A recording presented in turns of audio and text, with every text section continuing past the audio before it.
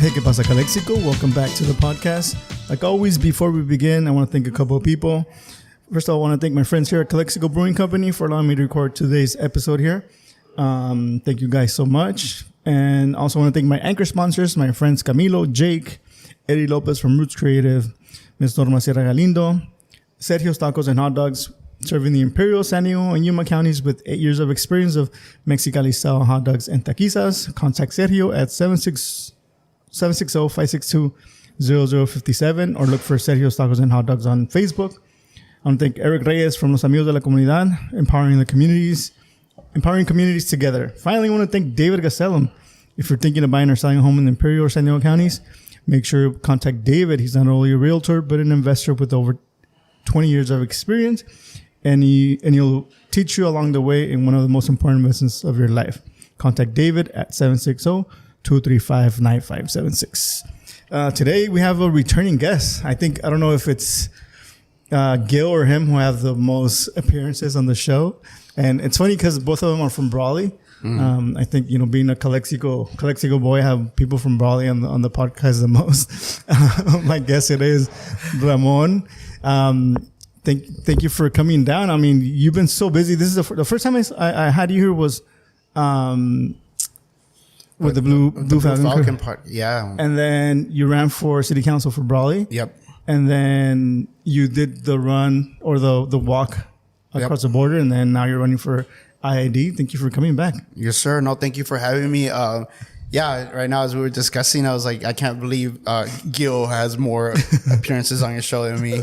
He likes to call us frenemies, and we just did the Hidalgo Society 100th anniversary, and he was the host, and a lot of people were upset because he ripped on them. He pretty much ripped them a new one, right? And starting with, except for Ray Castillo, because of course that's his boss, but he ripped me pretty good, but I had a good time with it. I laughed.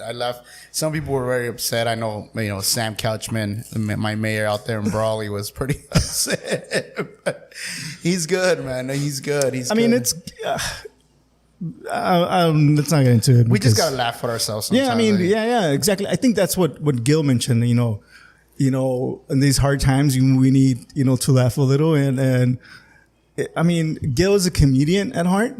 Yeah, and he lets loose, and I mean, he means no harm. It's not like he was offending my wife or offending me in any real way. I mean, he was just cracking jokes, making fun of the obvious, right? Made fun of my height, made fun of his own height.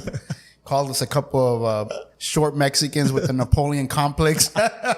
He said, "Could you imagine our little short arms trying to fight each other?" I was like, this guy, man, it's too funny. And he had me rolling, but I had a good time. But, some of the stuff, I mean, Blue Falcon, obviously the guys are all doing their own thing. You've seen Ernie, take off with his label, Keep Up the Fight Apparel is really taking off. The cigars and lighters and the T-shirts are taking off. Raymond's been doing a lot of advocacy. And you've seen everything that I'm doing, right? So, but I'm actually going to see them just in a little bit. They're off at the shooting range right now. I'm supposed to be there. It was here or shooting range. I'd rather be here. So, Thank you. I don't do too well with weapons. I still freak out a little bit. Okay. I still, twitch, quite a bit. Yeah, something that I forgot. Ramon is, former Marine. Well, there are no former Marines. I'm just, just a Marine, right? No longer active duty, but it's they say once a Marine, always a Marine. It's like for a lifetime. That's kind of the indoctrination and the brainwashing that we go through, and we all believe it. Like it's 100%, like forever. So, yeah. So I'm a war veteran, and so I do suffer from PTSD and a few other mental health. I don't know if I call them superpowers or sometimes whatever, right? I suffer from a few different issues. We've been okay, though. I think, we all have issues in this life, and we just have to learn to work with them, either use them to our advantage or, I could cry in my room and, pump myself up full of drugs and, just tell everybody how miserable I am because I serve my country. Like, that's not the way it goes. Yeah, and it's something that I kind of admire from you that, especially in the Hispanic community, we don't really talk about mental health. We kind of like them, Yeah, we hide it. We just put it, sweep it under the rug. But it's important. I think the reason I talk about it is because there are so many issues Just yesterday, I was in a meeting and they said, what is your ADHD kicking in? As a matter of fact, yeah, it was kicking in. So all these little issues that I've suffered with throughout my life, and instead of addressing it properly or receiving the correct treatment, obviously, as Mexicans, right, we don't believe in medication. We're just wild kids. And I did the same thing with my son who suffers from that. But my son, and I'll address him, we haven't taken him to the doctor to get diagnosed, but I can see it. He has the same traits that I do.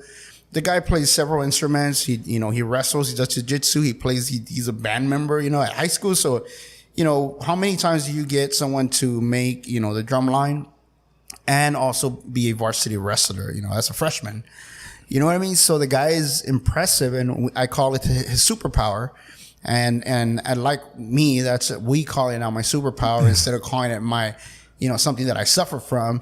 And so I think that the more that we address this and the more open we are about it, and we see more role models and people like me, like you, like others around, and we can say, look, this is what I suffer from, but it's really not an issue. It's just different than others. And that's it. It doesn't make us anything else. It doesn't make us a bad person or less than others. So, and we digress a little bit because, you're here to talk about your campaign for IID. But before that, you've been super busy. You work. You just came back from working. You did the border walk. And that's something something also that we should commend. You did it to bring awareness of we're deporting veterans. And then you're in the city council for Brawley. You've been super busy. So what with all that you have going on, what made you decide to run for?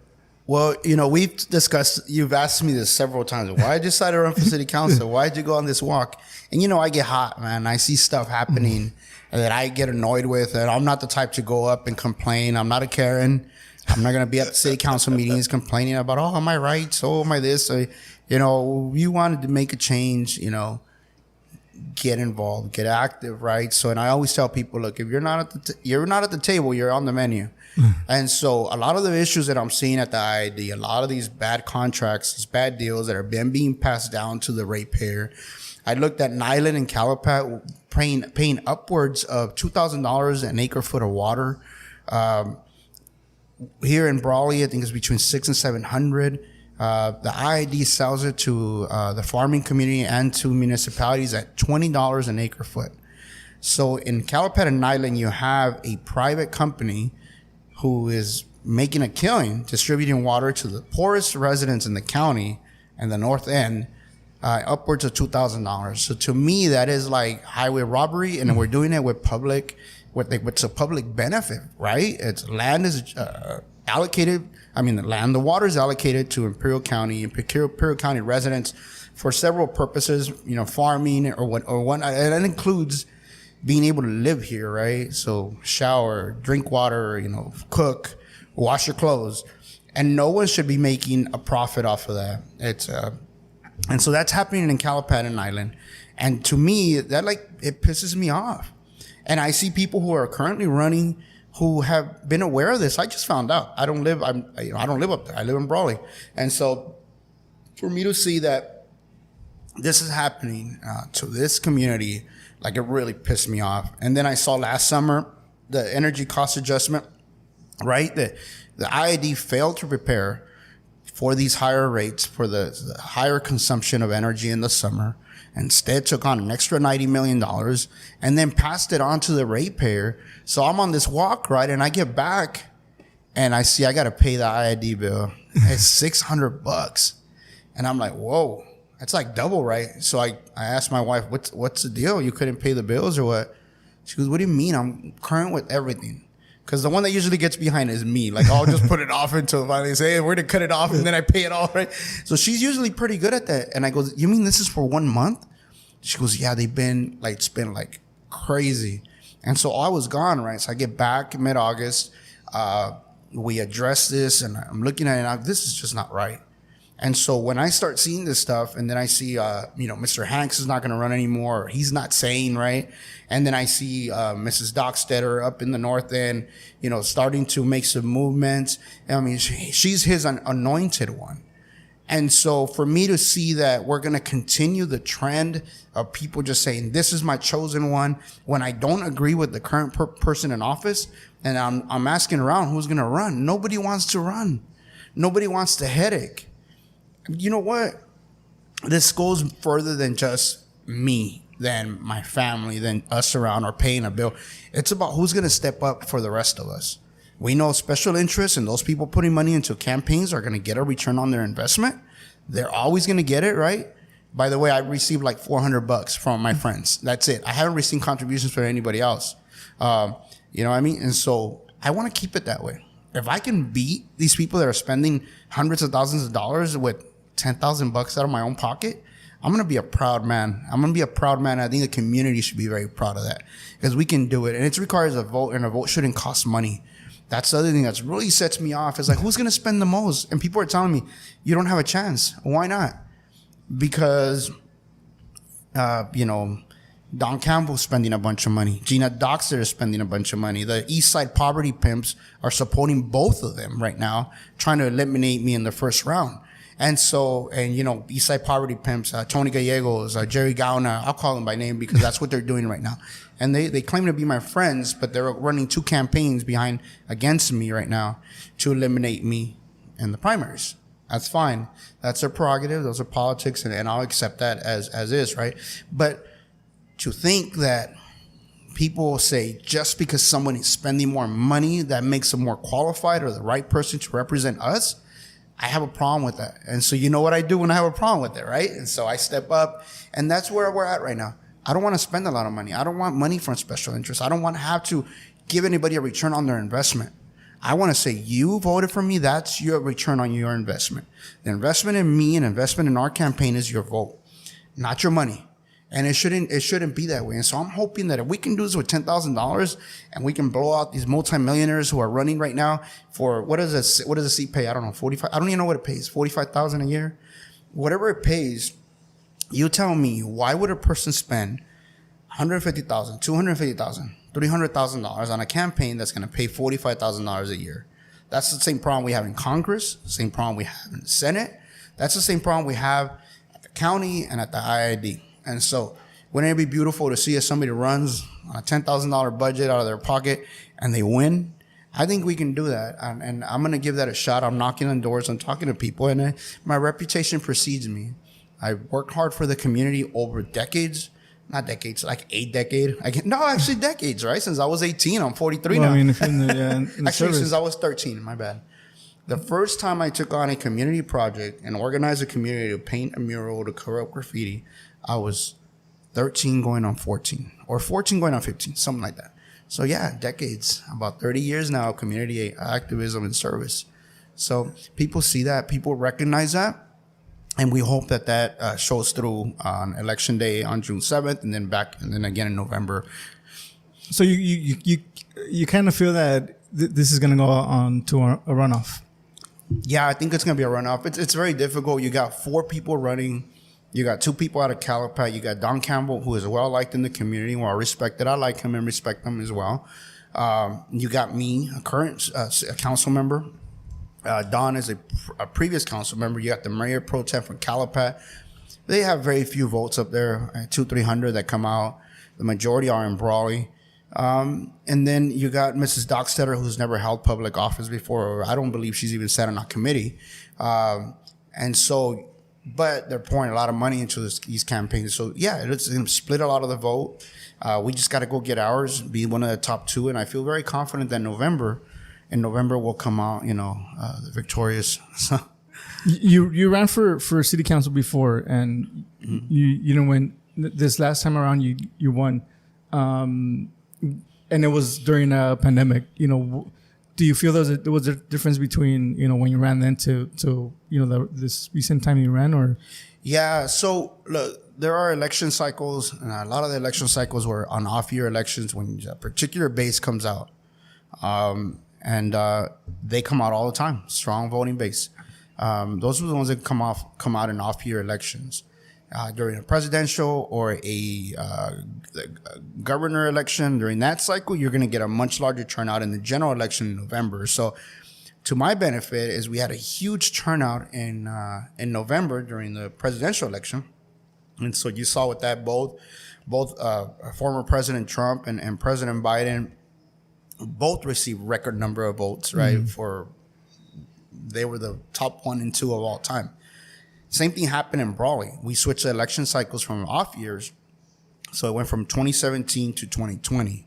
So instead of 2 years, we went 3 years. Now we're in general election cycle. So the top 4 that came out, actually all 4 that came out received record votes. And so the top vote getter was George Nava, then it was me, and then it was Donnie Wharton. So the top 2, the most votes ever received by someone in Brawley is George Nava. The second one is me. And that's all a result of changing election cycles. Because look at it this way. You and I work hard, right? We're always, imagine that if every year you got to come out twice a year to vote, people eventually are turned off by it. People are busy working, taking their kids to basketball practice, taking their kids here and there. You don't always make it. It's not always a priority. Like, again, they're running again. So that happens. And it's usually the hardworking people that don't have time, that are working 8 to 10 to 12 hours a day and then dealing with their kids and the family, that don't come out and vote. But they understand that a presidential election, every vote counts. That they come out, and then their vote reflects on the lower elections like city and county and whatnot. So I think that's, this year, same thing, the governor election, we should have a huge turnout, not what we had for, the presidential election, but it should be pretty good. And I feel very confident that in November, there's not going to be enough money to buy all the votes. So, do you think that trend of more people coming out to vote is going to continue, even when it's not a presidential election? Yeah, man. There's this thing, they're talking about woke, people being woke, right? I refer to the youth right now, kids coming out. I had a kid. Look, I'm a registered Democrat. I had a group of young Republicans go to my home and pick my brain for about 2 hours. Oh, wow. They left from there. There's about 25 of them. They all voted for me. Okay, but they were in just a year or 2 out of high school. That shocked me. It surprised me, and I loved it. And they said, "Look, you're a Democrat. Why should we vote for you?" I said, "Because we have to vote in what's in the best interest of our community, our country, not just party." I don't always vote along party lines, and people will be upset at me and say, "How can you?" This time around, look, I'm supporting Dr. Brian Tyson. Why? Because he was beneficial to this community. He did the right thing. Do I agree with all his politics? Heck no. And I'll tell him that I don't agree with a lot of the crazy stuff he says, but he also has done a lot of good. And when people do good, that should matter. It should stand for something. And we should encourage that, and we should support that. And so, yes, we have this guy, Dr. Ruiz from Palm Springs, Ruiz. He says it different when he does his commercials, right? Dr. Ruiz, who is sitting on millions of dollars for his campaign. And now that Assembly Member Eduardo Garcia announced that he will not seek to the congressional seat, he's sitting there pretty. He's thinking, this is mine. He hasn't been down to Imperial County, and I can bet money that he won't be down. He won't come down to Imperial County. I hope I'm wrong.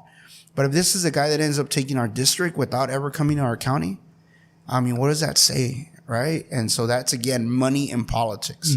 It's a real shame. So, and you're talking about that Congress seat that got kind of the new district, District 25, I believe. And so, it was kind of redone, right? They chopped us up from San Diego, which is good.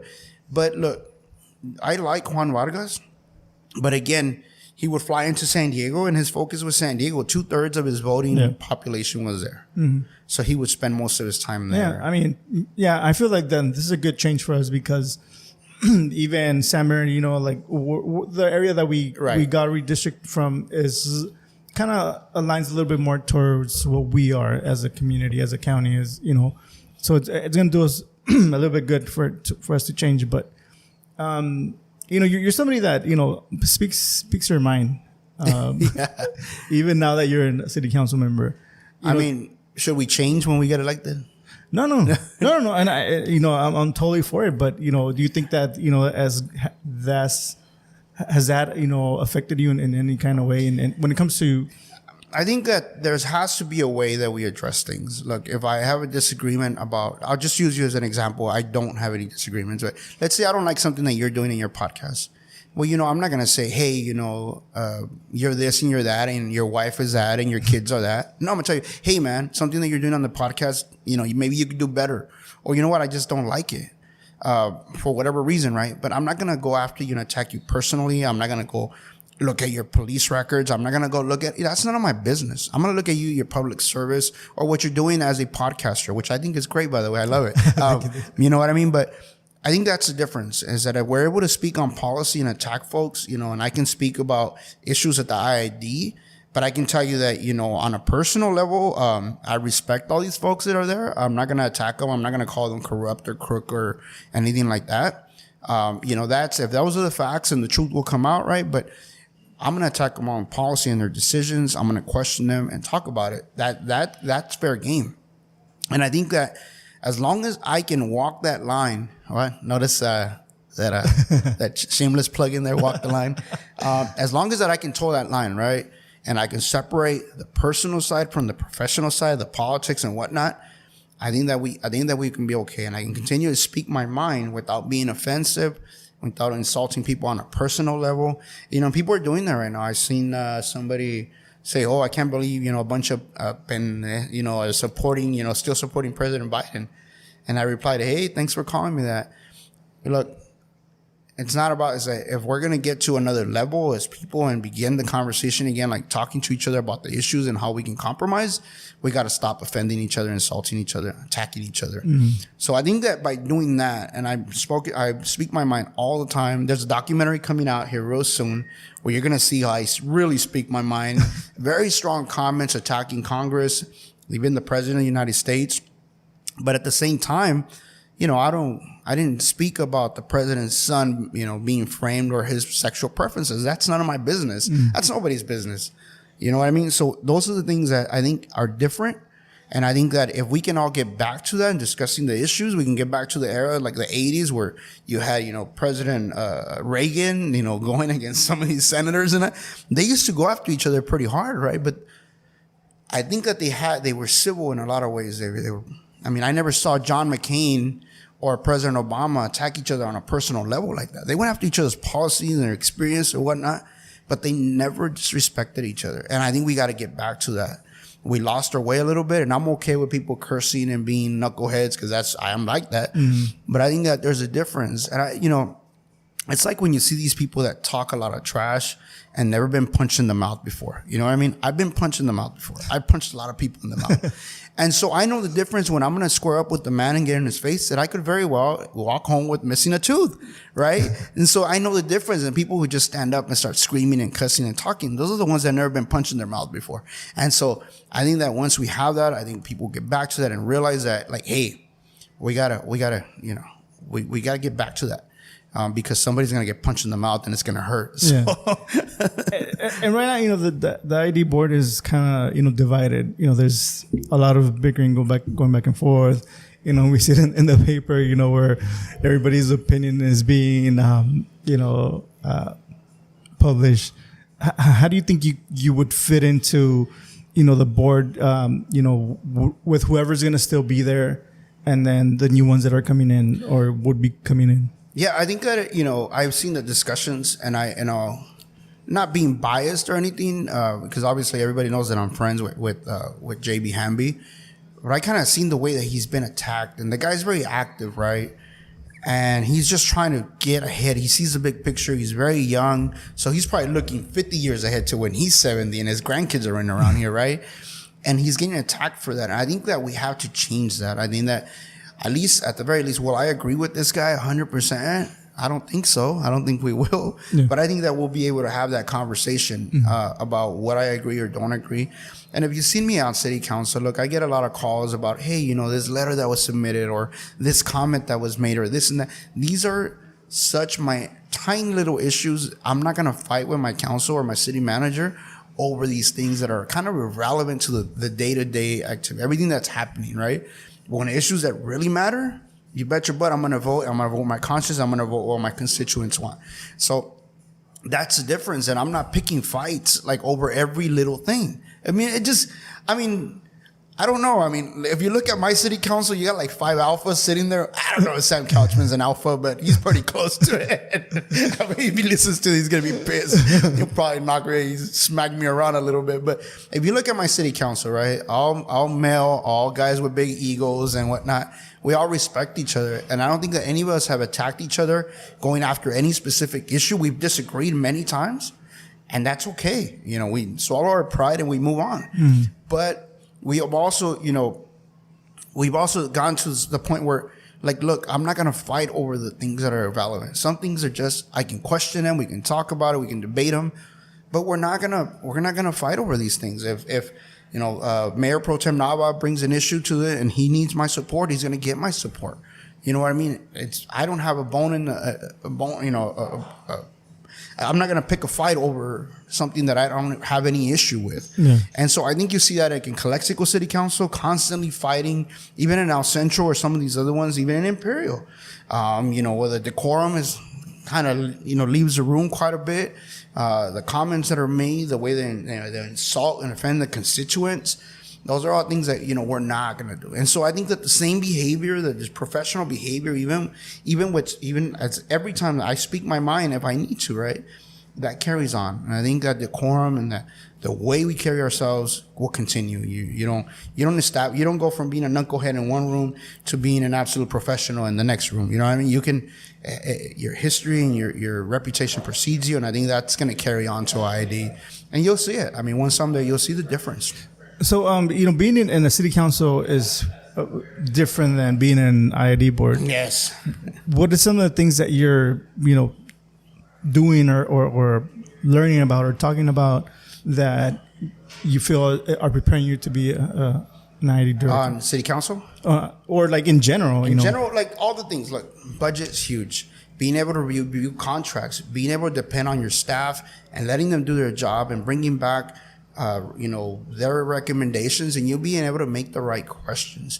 I think that matters. And you don't need to be well versed in law or anything like that to ask questions that make sense. Hey, look, is this going to cost my ratepayers more? Yes. Why? Tell me why, and tell me why we're not making it better. I asked those questions at city council. We just asked for something very simple, where a department head who is used to a lot of the issues that we are, doing things in a certain way, right? And I'm asking, what is the issue? Why is it costing so much? For example, we got 2 issues in Broad.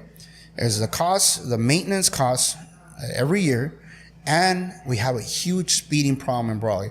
Speeding? Well, here's what happened is many years ago, the 80s, 90s, those people that wanted to keep getting reelected kept saying, we got to make bigger, better roads. So they make these big, wide streets, and now people see a wide open lanes and they just punch it, right? They're ready to go.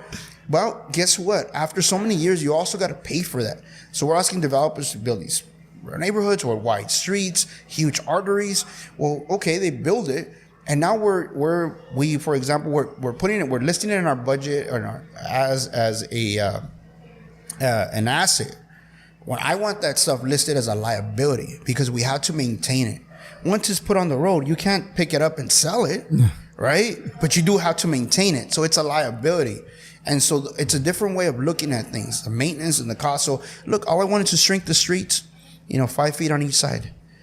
It'll slow traffic down, and it'll save us millions of dollars in the long run per street. Now, one of my department heads was like, oh, yeah, those are ordinances. Well, guess what? We're reviewing our budget quarterly. Now, we have a great financial director, and we have a great city manager. And one of the things that I asked is, I want to review old ordinances that are costing us money. And you guys tell me, where can we save money? Just bring it to us. I'm not going to dig through the book and be like nitpicking at everything. Yeah. That's not my job. Yeah. It's their job to bring back and make good recommendation based on the things that we ask for. It's common sense. It's a common sense approach, and common sense can be applied at any level. President, federal government, all the way down to local government, school districts or whatnot.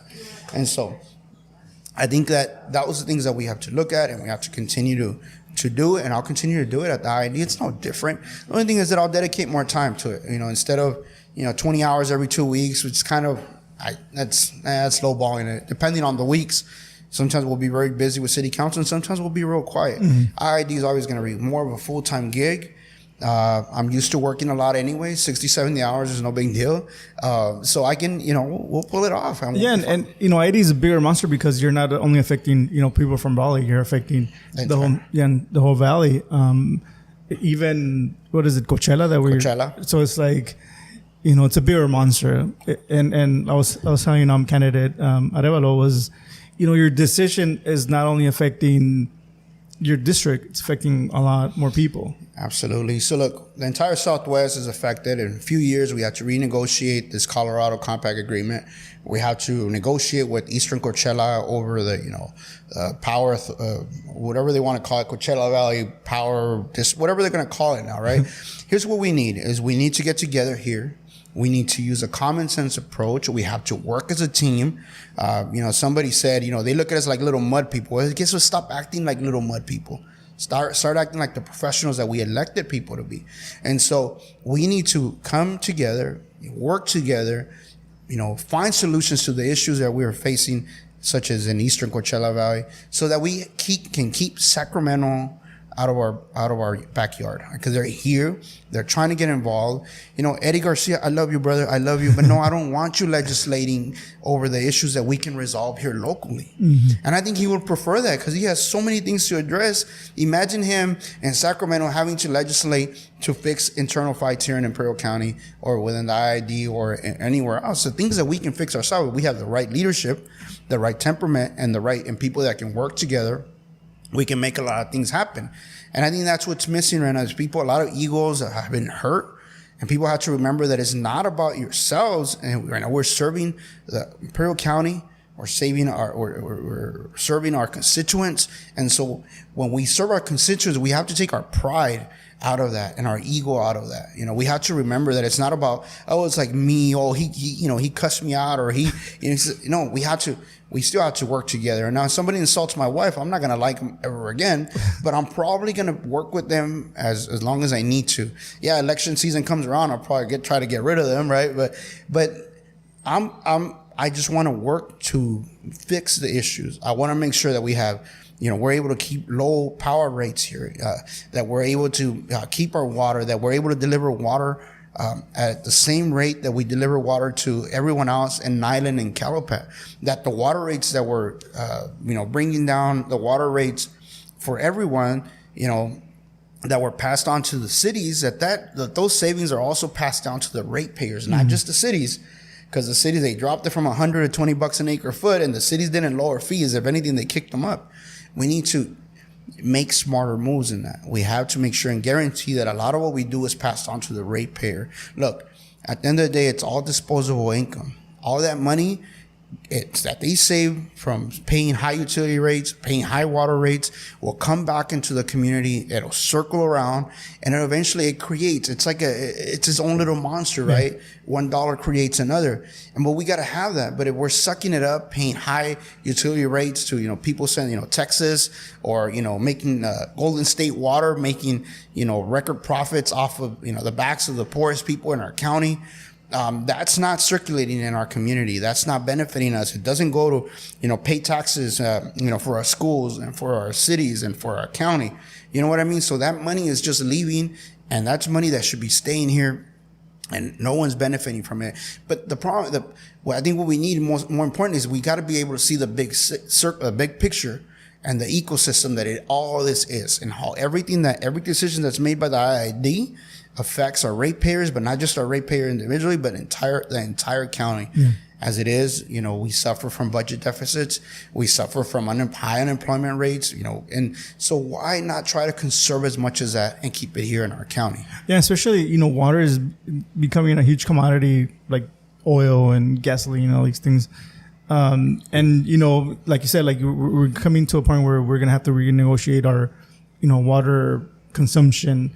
We're in a drought. The idea is, it's something that is affecting the county, huge. It's a big monster that, we need to have somebody in there that is looking out for the, for us, for the working, for us. Yeah, for everybody.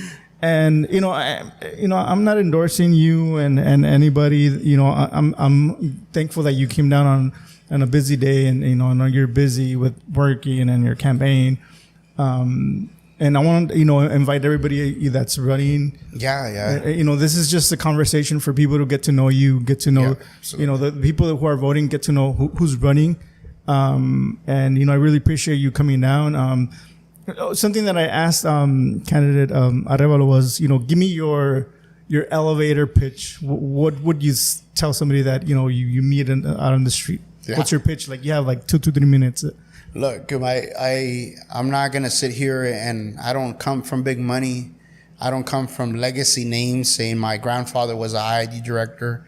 We're here. We've been here for 100 years. Hardworking people, still working hard. And I'm gonna get up there based on my work ethic, based on my history of serving the community, and know that it won't change once we get there. We'll continue to serve the community just as I have since I was, like I told you earlier, 13, 14 years old. Over the last 30 years that I've been serving my community and my country, I'll continue to serve. It's no different to me. I view it as, continuing to be a public servant. And that's it. And so when you look at it that way, when our community benefits, I always tell people it's for selfish reasons, because when you benefit, our community benefits, in turn, I benefit and my family benefits. And so that's all I'm looking out for. I think that it can be better for all of us. And I think that these positions don't necessarily affect just industry and the farming community. It affects all of us. And I think that every bad decision made at the IID affects those ratepayers that are middle class, hardworking people in Imperial County. It affects us the most and can hurt us the worst, I guess. Yeah. A lot of people that might listen to this podcast and that might want to know more about your policy issues. To me, it's not that much about policy and stuff. It's more having this candid conversation. And I think obviously, today we did have that. Yeah. and I think that if people really want to know more about your policy issues, I'm sure they can contact you and get, can you tell us a little bit how they can reach out to you? Yeah, so just Ramon Castro for IID. There's a website out there. We're on Facebook and on Instagram. I got quite a few followers on Instagram. Just hit me up, Ramon Castro. You can Google it. My name will come up. You put my name in my city, Brawley. And you know what? Most people reach me through Messenger. So if you reach me through Messenger, odds are I'm going to reply to you. And so I'll take a call if I have the time, a message, text, whatever. More importantly, we're going to have a few town hall meetings where I look forward to meeting folks in Island and Calapat. And Brawley, everybody already knows me. So I think that decision's been made already. Everyone's like, you need to knock on doors. Well, people know me. If they don't know me, they've seen my name somewhere. They've seen my face. I mean, we made the cover of I think we were in international story. We went international last year, and we made the cover of the paper so many times. And people are tired kind of seeing my face. But actually, that's what I thought. They might be tired of it, but they're not. They find it refreshing that we continue to stay active and continue to do all these things and somehow continue to have a family, somehow continue to keep my little business going. But look, they can find me on social media. Anybody can reach out to me. I live in Brawley. A lot of people know where I live. People show up to my house all the time. And I'm very approachable. I'm far from thinking that, I make the time. I make the time. And unless you're being crazy with me, people threatening me, I'm going to just go kick rocks. But if people are civil with me, I make all the time in the world that they need. So, well, Ramon, thank you for coming back the fourth time on the podcast. Thank you, bro. Hopefully we can break that Gil record. Coming after you, Gilly. Like I said, everybody that's running for any office position is welcome. Reach out. I often reach out to people, and sometimes I find it hard because I'll reach out and then they'll tell me yeah, I'll be on it, and they'll ignore me. But if you want to reach out to me, pasacalexico@gmail.com or through Facebook, Instagram, whatever. Like I said, my goal is to not endorse anybody, just have conversations with the candidates. And most of them are, I don't get into, try not to get a lot into politics because it's more of a candidate conversation. You get to know more about the candidate, through just shooting the shit, And that's my goal at the end of the day. And I appreciate you coming down from Brawley on the busy day, Saturday. Yeah, I was here in the area. Yeah, you told me you were killing some time. But yeah, I really appreciate it. I actually enjoy coming here, and it's always a good platform for the regular folks to tune in and listen to some of the stuff we have to say, and laugh at us, dismiss us, or agree with us. But it's always important. I hope the other candidates come here and spend the time with you. It's quality time, I think, and they should absolutely get on the mic and talk to the public, and so that the public has a clear picture of who they're voting for, and they can vote who they like, who think will be the best fit for their needs. Yeah, and to be honest, I really don't prepare much. Sometimes I do, like if it's something that I really want to ask, I'll prepare, but I try not to, because, like I said, it's a conversation. Some Instagram page, quoted me as a Rogan-esque. It's cool. I like it. And, we might have the same haircut, but, I think that, Rogan has gone on another. Joe Rogan's crazy. I think I think I think the earlier version of Joe Rogan, I was, comfortable being, compared to as, but right now, like, I think he's overdosing on testosterone. Yeah. He's taking a little too much of it. But yeah, I mean, I think that I try to be the earlier version of Joe Rogan at this point. Yeah. But, it's a lot, conversation. I'm not an expert on anything. But I think that's what makes it beautiful, is you're not here debating us. You're here you're picking my brain. And I think that's more important than somebody just trying to push their views on me. Instead you're asking me, you're laughing at some of the stuff I say. You're like, did he just say that? I see your face. And I'm like, but that's what we want. It's a candid conversation. And I think we should all have that. Yeah. Anybody that walks in with a bunch of notes and, polished statements is a fake. And, they wouldn't get my vote. Yeah, I think that people that have asked me for the questions, I'd be like, you know what? I don't prepare. And if you don't want to come on because I don't send you questions, that's up to you. It's a kind of conversation. And they're all fair questions. I don't think I've ever asked me anything that's out of line or, they're all good, in my opinion. And so. Yeah, I mean, I think that in a way, if I do have to ask a question that the community wants to know about, I'll do it. But if it's, I try to be unbiased with all my guests that come on the podcast. So that's my goal. I think you're doing a great job. Well, thank you. Well, Ramon, thank you for coming on again for the fourth time. I appreciate it. It's always fun to see you and talk to you. I'm not endorsing you. I gotta make that clear. That's okay. Make it clear. Okay. You live in Calexico anyways. For sure. But yeah, thank you guys for listening and tuning in, and we'll see you guys on the next one. Peace. All right, bro. Thank you.